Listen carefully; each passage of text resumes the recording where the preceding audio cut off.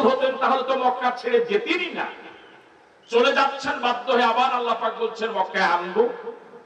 কথাটা যেহেতু আল্লাহ বলেছেন, সুতরাং এটা অবাস্তব কিছুই নয়, অসম্ভব কিছুই নয়, বরং এমন আল্লাহ বলেছেন যার কাছে অসম্ভব বলতে কিছুই, ঠিক নয় কি?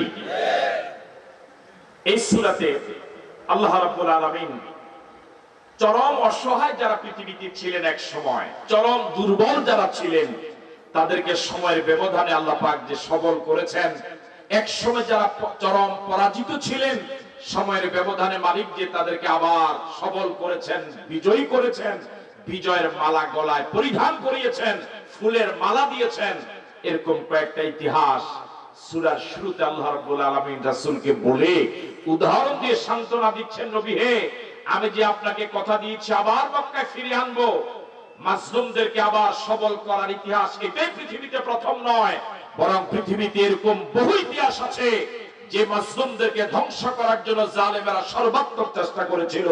সময়ের ব্যবধানে আমি আল্লাহ জালেমদেরকে ধ্বংস করেছি, মাজলুমদেরকে বিজয় করেছি। তারই একটি ইতিহাস হযরত মূসা আলাইহিস সালাতু ওয়াসসালামের ইতিহাস। মনোযোগ আছে আপনাদের?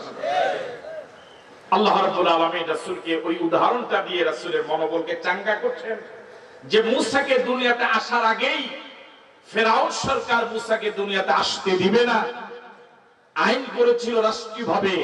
আমি আল্লাহ ফেরাউনের আইনকে ব্যর্থ করে মূসাকে দুনিয়াতে এনেছিলাম। তা আমি আল্লাহ তো সেই আল্লাহই যে আল্লাহ মূসাকে দুনিয়াতে এনেছিলাম ফেরাউনের রাষ্ট্রীয় সব ষড়যন্ত্রকে মোকাবেলা করে, পরাস্ত করে, পদদলিত করে, সে আল্লাহ আমি আবার আপনাকে মদিনা থেকে মক্কায় ফিরিয়ে আনতে পারবো। মনোযোগ আছে আপনাদের? সে কথাই আমরা শোনাবার চেষ্টা করছি সূরা কাসাসের আলোকে।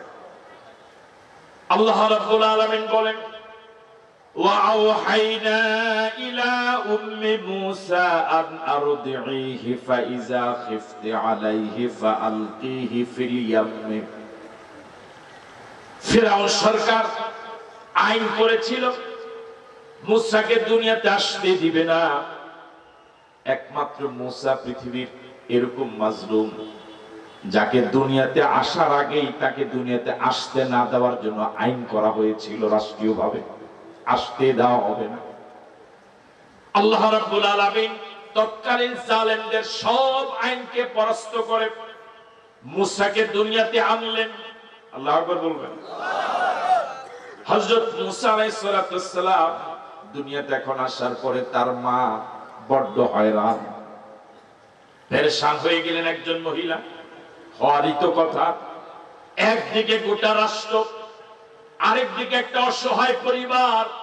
এই অসহায় পরিবার গোটা রাষ্ট্রযন্ত্র ফেরাউনের মোকাবেলা করে মূসাকে লালন পালন করতে পারবেন এই মনোবল তার না থাকারই কথা।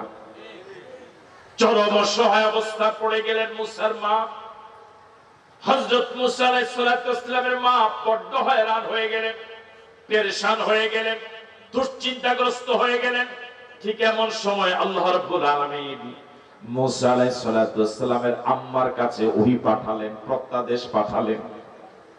পাঠিয়ে তিনি বলেন, ওয়া আওহাইনা ইলা উম্মি মূসা, আমি মূসার মায়ের কাছে ওহী পাঠিয়ে বললাম, আন আরদিহি, তোমার সন্তান মূসাকে লালন পালন করা, জীবিত রাখা চিন্তা তোমার করা দরকার নাই। যেহেতু জীবন দেওয়ার মালিক তুমি নও, মরণ দেওয়ার মালিক তুমি নও, তোমার দায়িত্ব হলো সন্তান দুনিয়াতে আসার পর একজন মায়ের দায়িত্ব হলো শুধু সন্তানকে লালন পালন করা, দুধ পান করানো। এটাই তোমার কাজ। তুমি তোমার কাজ নিয়ে চিন্তা করো, আমি আল্লাহর কাজ নিয়ে তুমি মাথা ঘামাইও না। আরো আস্তে বলে, তোমার কাজ শুধুমাত্র সন্তানকে দুধ পান করানো। আল্লাহ রাব্বুল আলামিনের জন্য বলেন, আমি মূসার মাকে ওহী পাঠিয়ে বললাম, আন আরদিহি, তুমি মূসাকে দুধ পান করাতে থাকো, এটাই তোমার কাজ। জীবন দেওয়া, জীবন নেওয়ার কাজ তোমার নয়, এটা আমি আল্লাহর কাজ। সুতরাং আমার কাজ আমাকে করতে দাও, তোমার কাজ তুমি করতে থাকো। আল্লাহু আকবার। পৃথিবীর সিংহভাগ মানুষ নিজের দায়িত্বের ব্যাপারে এত সচেতন নয়, বরং অন্যের কাজ নিয়ে যত মাথা ঘামায়। কথা কয় না কেন? আমাদের দেশেও তার ব্যতিক্রম নয়। নিজের দলের ব্যাপারে এত সময় দেয় নাই, ইসলামী আন্দোলনকে ধ্বংস করার জন্য যত সময় দিছে। নিজের দলকে গুছাবার জন্য এত হয়রান ছিল না, এত পেরেশান ছিল না, বরং ইসলামী আন্দোলনের পিছনে যে পরিমাণ হয়রান ছিল ধ্বংস করার জন্য। নিজের দেশ নিয়ে তো মাথা ব্যথা ছিল না, ভারত নিয়ে যত মাথা ব্যথা ছিল। ঠিক নাকি? ফাইজা খিফতি আলাইহি, আল্লাহ রাব্বুল আলামিন বলেন ফাইজা খিফতি আলাইহি, দুধ পান করাতে থাকো। একটা সময় যখন তুমি বড্ড ভয় পেয়ে যাবে, ফাইজা খিফতি আলাইহি, মুসার ব্যাপারে তুমি যদি প্রচন্ড ভয় পেয়ে যাও, রাষ্ট্রীয় গোয়েন্দাদের আনাগোনা যদি বেড়ে যায়, হেলমেট বাহিনীর তৎপরতা যদি বেড়ে যায়, হাতুড়ি বাহিনীর তৎপরতা যদি বেড়ে যায়, কথা কয় না, যদি তুমি দেখো সকাল বিকাল